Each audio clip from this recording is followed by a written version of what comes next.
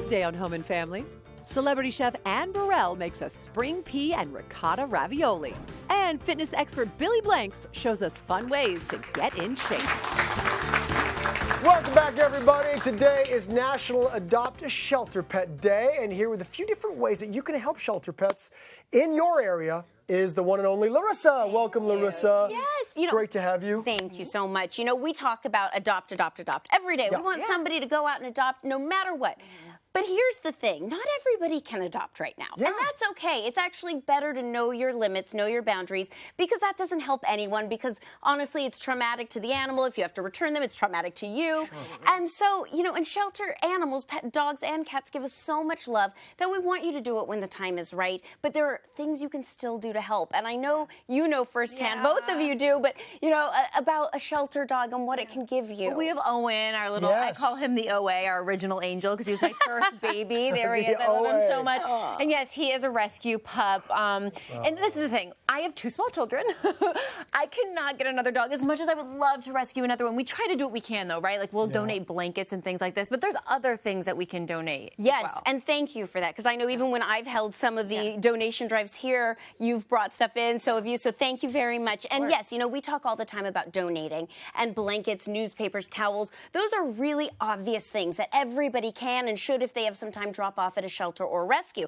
But there are some things that you probably wouldn't think of that are so helpful, especially right now. And the first set of things that I want to talk about has to do with the dreaded phrase, kitten season. Kitten season's so cute, right? Sounds nice. But it's not. Hundreds of I love that thousands. that's a dreaded phrase, It kitten is season. for rescuers. No, for rescuers it is, yes. Hundreds of thousands of underage kittens get brought in. Usually they're orphaned, and they require round-the-clock feeding.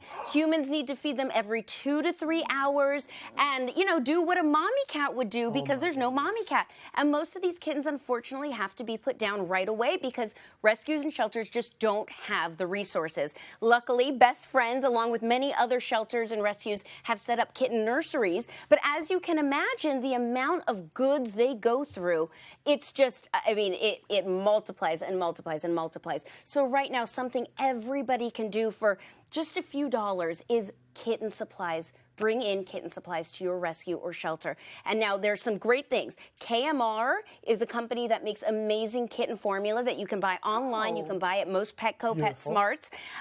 The little nipples, the nipples for kittens are available online or at a lot of your Petco and PetSmarts. Also, the Royal Canin brand is CANIN. They make kitten formula, dry food, and wet food that is just vital to kittens when they don't have their mommies. And heating pads, by the way. If you have an extra heating pad at home, bring that so in. Snuggly, like they're with their mama. Yes, all the kittens need it. It helps with digestion and keeping them warm, because really they'd be nuzzled up next to mommy, but mommy's not there. And that was at Best Friends, you said. I've been there actually seeing the people feed the little kittens with the little nibbles. It's so sweet. And another thing, I remember they were saying they need a lot of volunteers for that, because it is so around the clock. Always. Everything on my social media, flow right now is help fosters, bottle feeders. There are free classes to learn how to be bottle feeders at some of these places, just because they need so many people.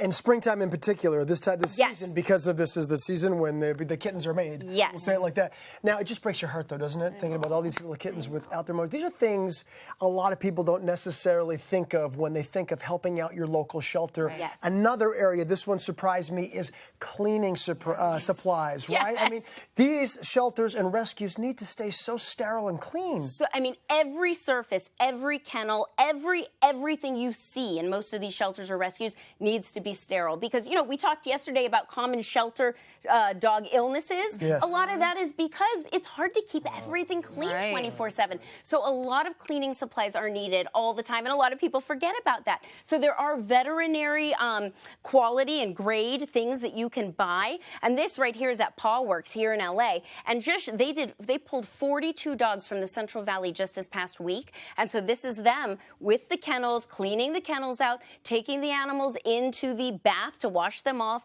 using a different pair of gloves for every animal, because you don't know what, one can catch. So all of those things get depleted really quickly. So as I was saying, go online, or you can find at certain pet stores a veterinary grade cleaner, the wipes, the spray, gloves, latex gloves they always need, Lysol, rags, bags, all of that stuff is a great thing that a lot of people might have at home that they can donate. There's donating the cleaning supplies, but also I want to say this, kids in my son's high school donate their time to show up and just help them clean. They literally, their volunteer work is to go to the local shelter, go to local rescue, and help them use those cleaning supplies to keep healthy. What a great way to teach your kids responsibility. It's a great one. It's a great way to volunteer. Not everybody wants to clean a cage on a Saturday afternoon, but it is so helpful for them. So thank you. And rewarding. And rewarding. And of course, we can make monetary donations, right? But some people are getting a little bit creative with how they're choosing to make those donations. It's really fun nowadays. A lot of rescues and people are coming up with some fun ways to do it and some kind of out-of-the-box stuff.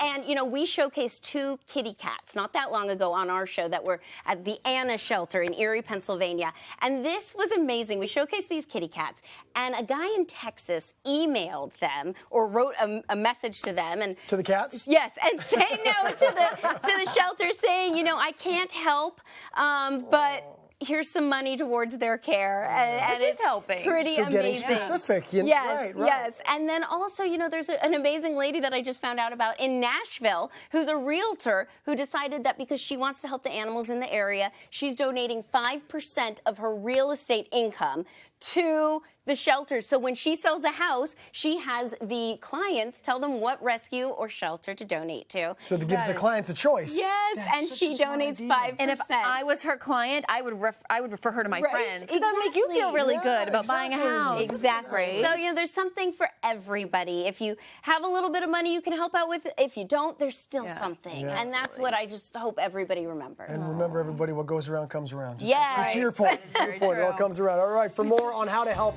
shelter pets, check out hallmarkchannel.com, and as always, savedbytheL.com as well. So great, a lot of good information. Later on Home and Family, the secret to turning negative feelings into positive ones.